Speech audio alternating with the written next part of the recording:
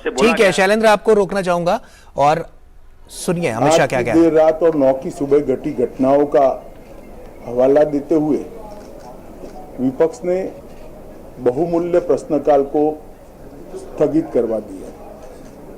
इसका कोई औचित्य इसलिए नहीं था कि पार्लियामेंट्री अफेयर्स मिनिस्टर ने स्पष्टता से कह दिया था कि 12 बजे इस देश के रक्षा मंत्री श्री राजनाथ सिंह जी इस विषय पर सदन के सामने अपना बयान रखेंगे। जब बयान रखने की बात कर ही दी तो इसका कोई औचित्य नहीं था। मुझे भी थोड़ा आश्चर्य लगा। फिर मैंने प्रश्नकाल के सूची को देखा तो 5 नंबर का प्रश्न देखकर मैं इनकी चिंता समझ गया। 5 नंबर के प्रश्न है राजीव गांधी फाउंडेशन के FCRA रजिस्ट्रेशन को रद्द करने के बारे में।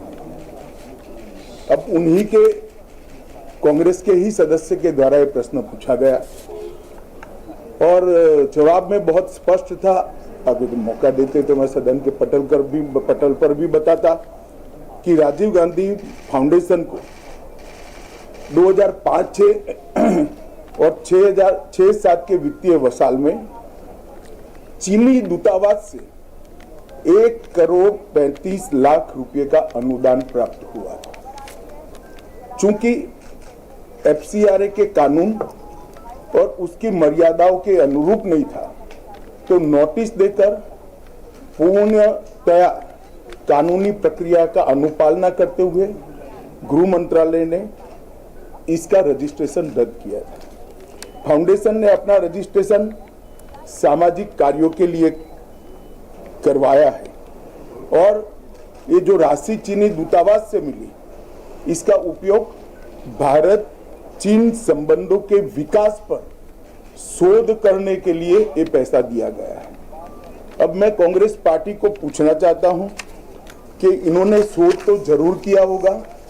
क्या उनकी शोध में 1962 में जो हजारों हेक्टेयर भूमि भारत की चीन ने हड़प ली वो शामिल था क्या? और शोध इस पर किया तो रिपोर्ट क्या आई है?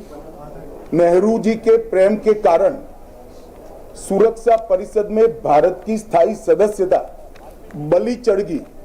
इस विषय को उन्होंने शोध का विषय बनाया था क्या? और अगर बनाया था तो इसका नतीजा क्या हुआ? जिस वक्त गलवान के अंदर हमारे सेना के वीर जवान चीनियों से भिड़ रहे थे उस वक्त चीनी दूतावास को अधिकारियों को कौन रात्रि भोज दे रहा था? वो उनकी शोध का विषय था क्या? अगर था तो उसका नतीजा क्या हुआ? जब उनकी सरकार थी तो 2006 में भारत में चीन के दूतावास ने पूरे अरुणाचल और पूरे नेफा पर दावा कर दिया। वो उनकी शोध का विषय था क्या? अगर शोध हुई तो उसका नतीजा क्या हुआ? 25 मई 2007 को और चीन ने कांग्रेस के ही मुख्यमंत्री दोरजी खंडू को वीजा देने से इनकार कर दिया क्योंकि ये तो हमारा ही हिस्सा है अरुणाचल। ये भी शोध किया गया क्या? 13 अक्टूबर 2009 को मनमोहन सिंह की अरुणाचल यात्रा पर चीन ने आपत्ति जताई, वो आपने जांच किया है क्या? और 2010 में चीन ने जम्मू कश्मीर के लोगों को ट्रिपल वीजा जारी करने की प्रथा शुरू की, ये भी क्या आपका शोध का विषय था? 2011 में कांग्रेस सरकार ने चीन की धमकी के बाद हमारे रोड और वाइटल बॉर्डर इंफ्रास्ट्रक्चर्स का निर्माण डैम चौक में रोक दिया। ये क्यों रोका गया इसकी भी शोध की है। मैं कांग्रेस पार्टी को पूछना चाहता हूं, ये दोगला रवैया जनता के सामने नहीं चलता है। जनता सब देख रही है। आपके परिवार द्वारा चलाया गया फाउंडेशन, उसका FCRA रजिस्ट्रेशन चीन की दूतावास से मिले हुए अनुदान से समाप्त हुआ है। आपके ही समय में हजारों किलोमीटर भूमि अवैध रूप से हमसे हड़प ली गई है।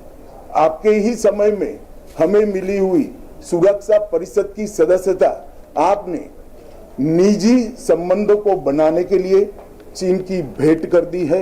ये सारी जनता ये सभी विषयों को जानती है। मैं इतना स्पष्ट कहना चाहता हूं कि भारतीय जनता पार्टी की सरकार है, नरेंद्र मोदी इसके प्रधानमंत्री है, और जब तक भारतीय जनता पार्टी की मोदी सरकार चल रही है, 1 इंच जमीन पर भी कोई कब्जा नहीं कर सकता। कल अपने सेना के जवानों ने जो 8 की देर रात को और 9 की सुबह को जो वीरता दिखाई है, मैं इसकी बुरी बुरी प्रशंसा करता हूं। इन्होंने घुसे हुए सभी लोगों को कुछ ही घंटों में वापस खदेड़ दिया और हमारी भूमि का रक्षण किया है। राजीव गांधी फाउंडेशन के FCRA लाइसेंस रद्द होने का एक दूसरा भी कारण था। इस्लामिक रिसर्च फाउंडेशन के जिसका प्रणेता जाकिर नायक है, जाकिर नायक को पूरा देश जानता है, उनसे भी 7 जुलाई 2011 को 50 लाख रुपया राजीव गांधी फाउंडेशन ने प्राप्त किया था। मैं पूछना चाहता हूं, राजीव गांधी फाउंडेशन के कर्ता धर्ता जो कांग्रेस की फैमिली पार्टी है उसी के सदस्य हैं, तो आपको ये पैसा जाकिर नाइक ने किस मकसद के लिए दिया था, इसकी भी स्पष्टता देश की जनता के सामने होनी चाहिए। धन्यवाद। तो गृह मंत्री अमित शाह को आप सुन रहे थे। करारा हमला कांग्रेस पार्टी पर उन्होंने किया है। ऐसे में आपको